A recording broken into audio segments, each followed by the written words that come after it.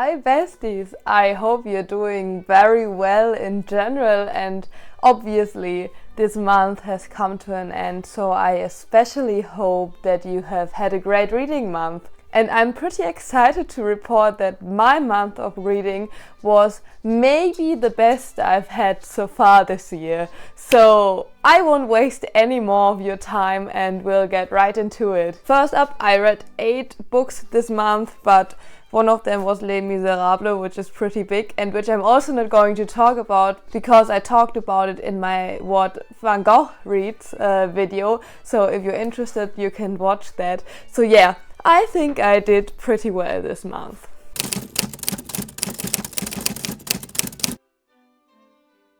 The first book I read is already one I thoroughly enjoyed. I read All the Lovers in the Night by Mieko Kawakami, and I think I finished this in like 2 sittings. It was brilliant.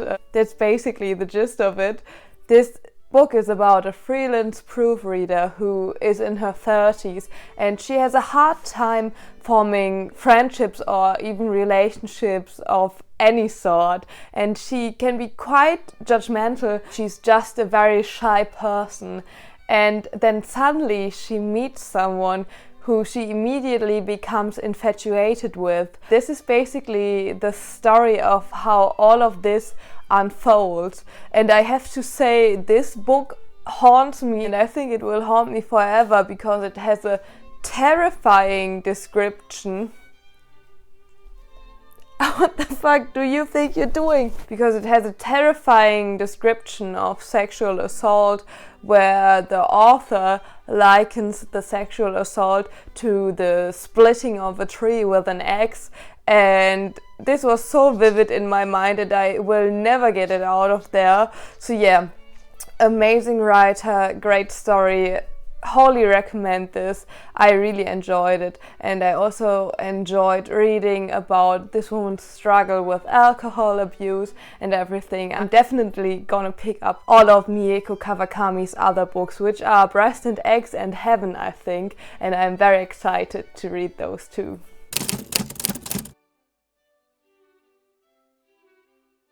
Next up, I've got the one book that isn't pretentious in this month, and it's The Maid by Nita Prose. And I will immediately say it, this is one of my favorite murder mysteries I've ever read.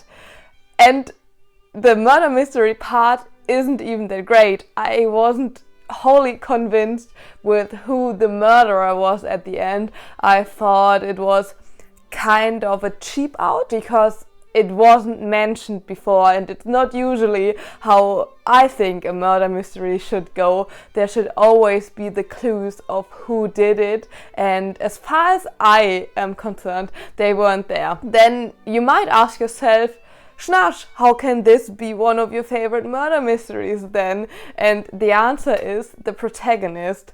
Molly the maid is such a great character. It's hard to describe her. I think she would be on the autism spectrum. It's obviously not stated in here, but I think that's going to give you a little bit of an insight into her character. She takes things very literal, and she was raised by her grandmother because her mother went away with a thug or something, like not a good man, and the grandma was always speaking in a very old-timey slang, and Molly also does it, and it's really fun to read it because she is such a gentle and heartfelt character, but there are just so many moments in this book where you just know that Molly is being played, and you can already see how it's all gonna go downhill from there because she has such a good heart, and there's always gonna be people who use that to their own advantage. In the end, everything gets resolved, and again, I was such a fan of this one. I wholeheartedly recommend this if you love reading murder mysteries and are not too taken aback if the actual resolve isn't that great.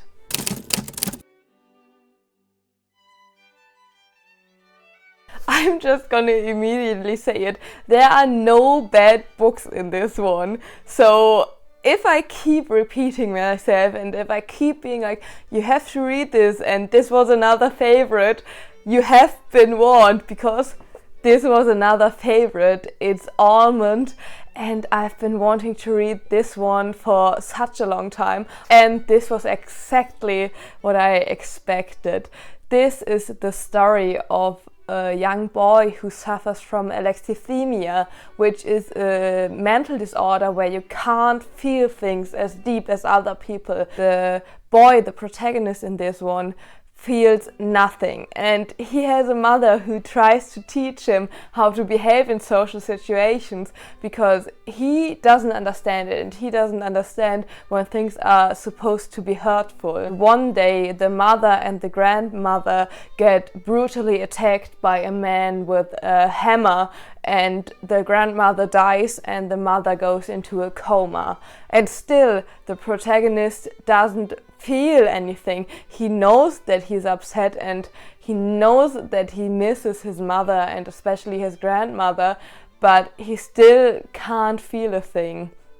And later on in this story he meets a boy who is very angry, and he is going around with awful people, and they kind of become friends, very unlikely friends, because Gon doesn't understand that the protagonist doesn't feel anything and he tries to beat it out of him basically, but they form a connection that is really strong, and later on the protagonist finally begins to feel something when he starts to fall in love for the first time. And the ending is quite brutal, I would say. Spoilers ahead, so if you don't want to be spoiled, click away now, like skip forward. I'm never gonna put a timestamp on there, I keep forgetting it, but I'll try. In the end, Gon, the protagonist's friend, tries to join a gang and is about to get stabbed, but the protagonist gets stabbed for him, and this is when his feelings suddenly come in.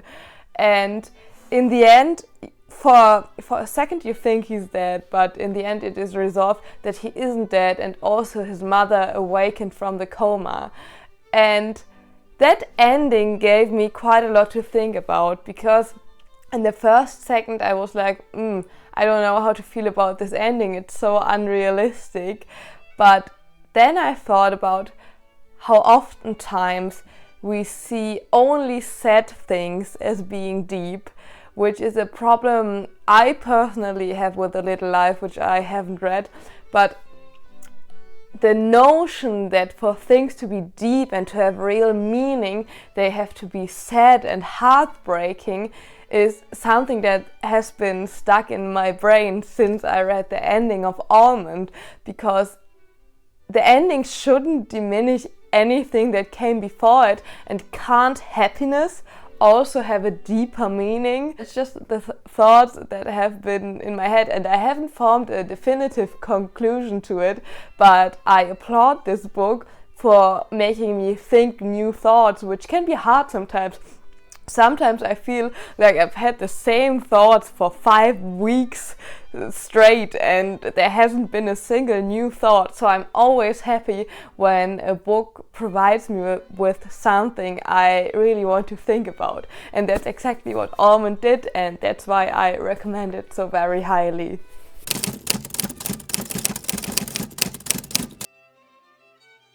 Next up, give it up for Max Porter. I read 2 Max Porter books this month.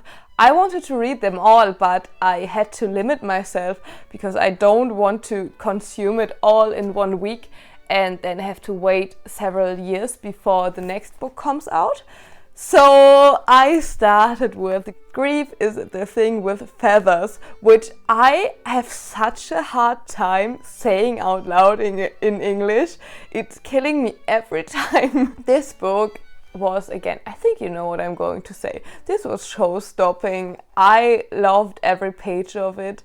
This is the story of a family, namely a man and his 2 sons, who are grieving for the mother slash wife that died by falling down the stairs suddenly.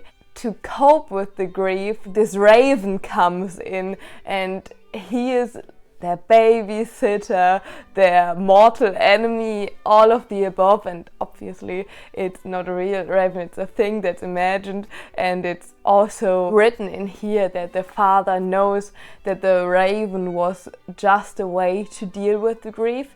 And I think this personification was pulled off amazingly. This was so sad to read. I keep thinking about one of those lines where he's like, normally people are busy dying because they know it. For example, if you have a long period of illness, or if you have cancer or anything, you usually know it. And in this book he just says, but she wasn't occupied with dying, she was busy living. And I think that was one of the sentences that's gonna stay with me. It's just a trademark Max Porter thing that there are always gonna be sentences that stay with me and that like ghost through my brain every time I hear something that reminds me of it. And yeah, I just have to applaud him for this. It's so sad and just splendidly written, and if you know Max Porter's writing style, you just know that it has this certain kind of charm that is so different from everything else. I really wouldn't know what to compare it to, except for Extremely Loud and Incredibly Close, which I said in my video where I read Cillian Murphy's favorite books. So yeah, I love this. The only part I didn't love about this is that the protagonist is a Ted Hughes fan. And if you don't know Ted Hughes, you're probably gonna know his wife, Sylvia Plath, who killed herself.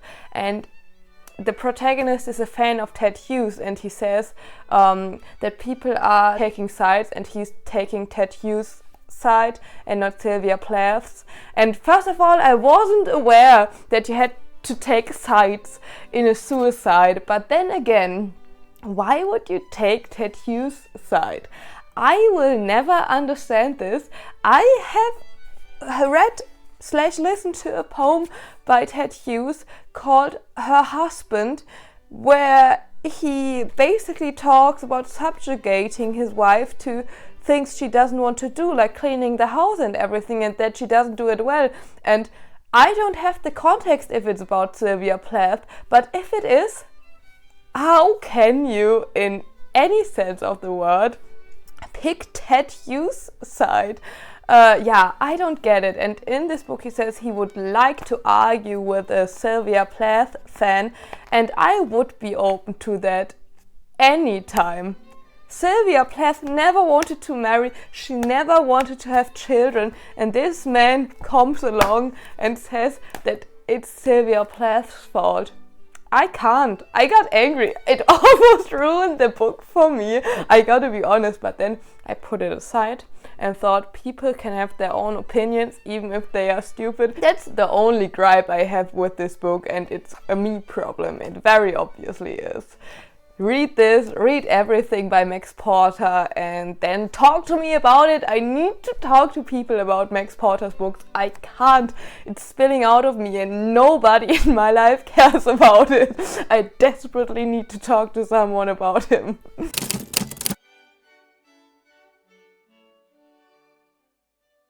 I hope you didn't think I was finished with Max Porter already. I also read Lanny, and I read those books basically in the same day. I was obsessed, but I have to say that Lanny is my least favorite work of his, which isn't to say that it's bad in any sense of the word, it just didn't have the same spark for me. This book is split into 3 sections, and to me the middle section was the best one. This book is about Lanny, who is a special kid, I would say, and he loves being in nature, and he's just a little weird to all of his peers, but he's well liked and he isn't bullied or anything, which was refreshing to see, because usually in the real world special kids / weird kids get bullied. There's just no way around it. his mother is very fond of him and she encourages his behavior. She herself is an author of thrillers and she tries to keep it secret from him because it's just nothing for a child. And his father, his only remarkable quality is that he is addicted to his phone and does not want his kid to be different. And I have to say, I really like that Max Porter showed the same kind of energy, shall I say, or care, if that is a better word, for writing a female character. Because in the other books I have read by him, Shy or Grief is the Thing with Feathers, there are no female characters. I've seen people actually complain that the father figure was so unrealistic, that fathers aren't like this. And to that I have to say, have you met fathers? I found this very realistic. Like, not many people have good fathers, but that's beside the point. The middle part of the book just shines for me because the thing is that Lenny is rumored to be kidnapped. He just goes missing. In the first section and in the last section also, it always starts with saying whose perspective it is. And in the middle part, that is totally erased because of all of the chaos that is happening in the little village and in the heads of the people searching for Lenny. There are only paragraph breaks, and I think, again, this is where Max Porter's writing really shines, in everything that's so jumbled and the whole hubbub of searching for this child. I think this is the best part of the book. And yeah, the first and the last part weren't really up to par with his other works. I guess that's just the risk you take when you put out genius works and then one which just isn't as good as the other one. So yeah, if you're a big Max Porter fan, sure, pick this up, it's not bad, but I wouldn't recommend it to you if you just wanted to read one book by Max Porter.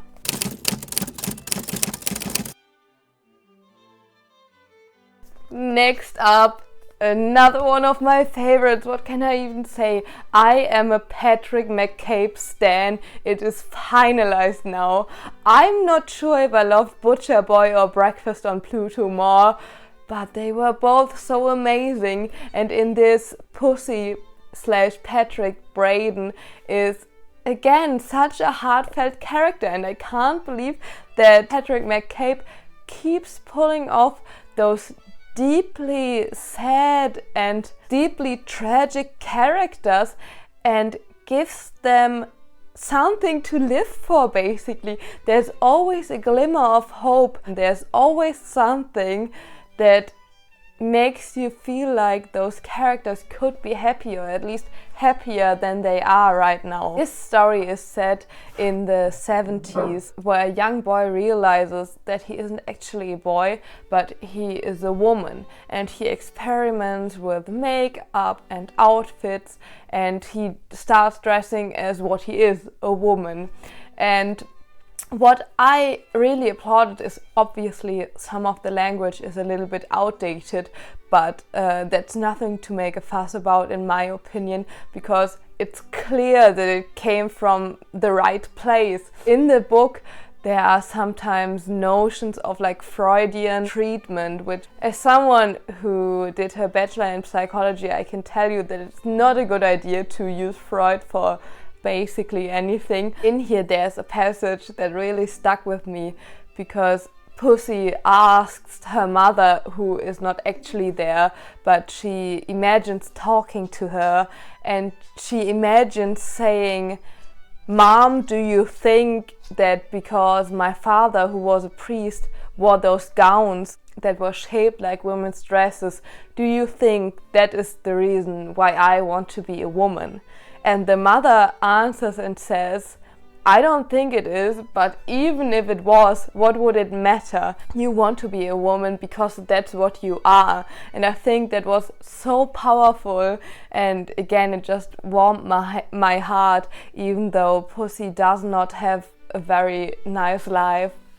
and she is taken advantage of because she has to work as a prostitute. Obviously all of those things happen, but in the end she has her friend and they live together quite happily, I would say.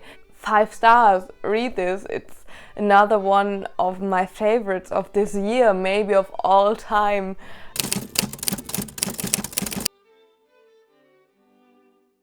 The last one is Time is a Mother by Ocean Vuong, and I'm so torn about this.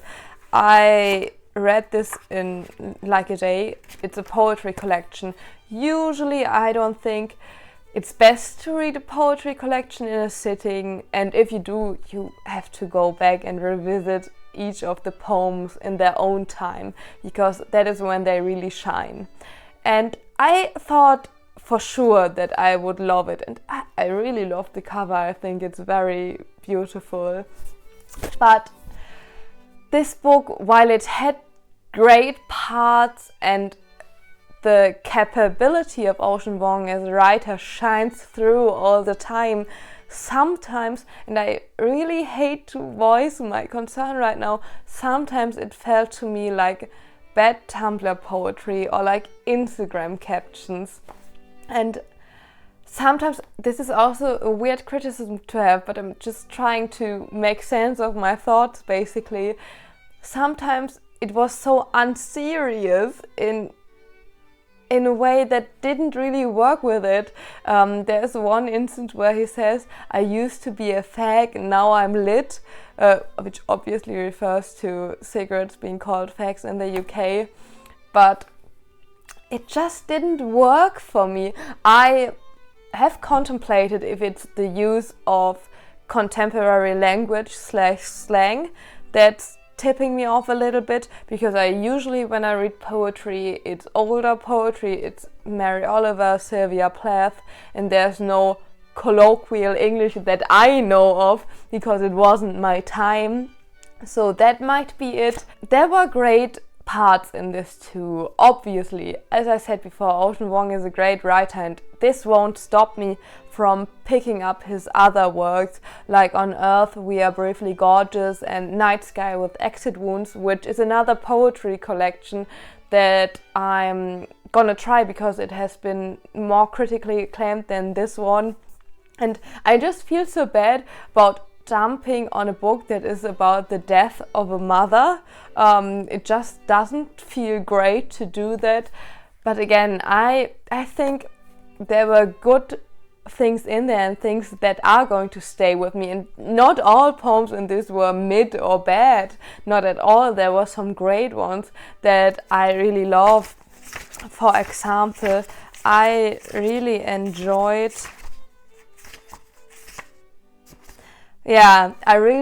Snow Theory. I thought it was very sad, and I also liked Dear Peter. And with that, those are all the 8 books I read this month. I can't believe it's finally gonna be autumn. I'm so ready for it. I feel like I keep mentioning this every video I film, but the weather has been so rainy the last days. I've really been enjoying it. I really feel myself being more at peace, and I'm also so excited for the books I have picked out for September. I think I'm gonna do like a little bit of a classic lit September, not on purpose, but just because I bought a lot of classic literature over the last few weeks, and I'm really looking forward to it. And I hope you're gonna join me next time when I talk about the books I read in September or any other upcoming video.